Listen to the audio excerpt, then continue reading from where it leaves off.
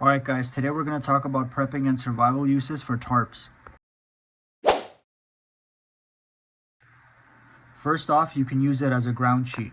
So if you have to evacuate your home and are forced to sleep outside, you can use a tarp as a ground sheet to keep you off the ground, which is really important if the ground is wet or muddy.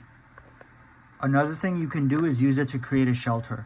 So you can tie the ends to trees and basically just have a cover over you that protects you from the rain or gives you shade from the sun. And if you make something like a lean-to shelter, this can cover it up and basically waterproof your shelter from the rain.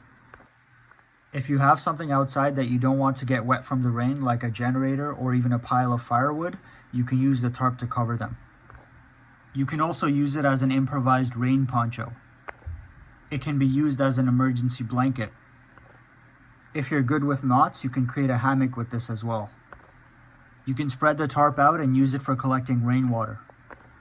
If severe weather puts a hole in your roof or damages a window, you can use the tarp to temporarily cover it up or plug a hole. In case of nuclear fallout, you can use some duct tape and the tarp to cover up your windows.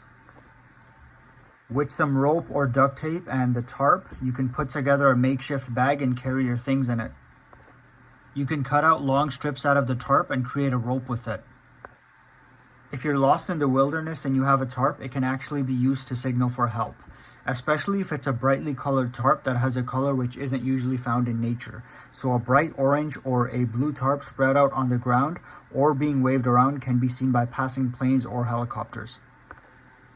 Another use with the tarp is if you're in the wild or at a campsite and someone from your group gets injured, you can take some long sticks and tie the tarp to them with rope and create an improvised stretcher.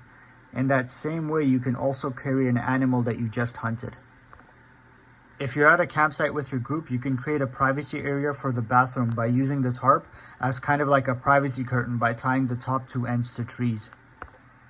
If you have some fishing skill and a mesh tarp, you can use this kind of like a fishing net.